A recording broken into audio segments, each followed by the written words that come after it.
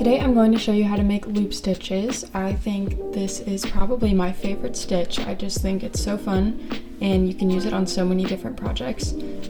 What you're looking at here is going to be the back of a lion's head. So the loop stitches are kind of like his hair. So this is what it looks like when you've done a bunch of loop stitches. It looks like a normal project, and then the side that will face outward will look like this. So I'm just going to show you how to make a couple of loop stitches here. As you can see right here, this is my next stitch that I'm going to make a single crochet into. So before I make my single crochet, I'm going to use my thumb to kind of pull up a loop here, just like that. So I'm just pulling up a loop with my thumb, and then this is still my next stitch that I want to go into.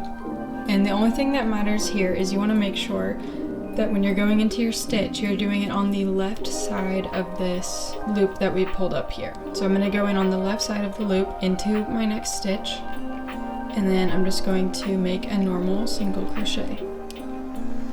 And there is my loop stitch.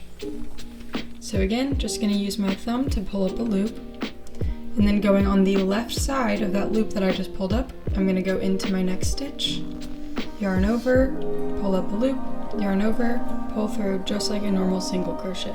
I hope you guys enjoyed this tutorial. Again, I think this is such a fun stitch, and there's just so much you can do with it. Thank you so much for watching, and I hope to see you again soon in another video.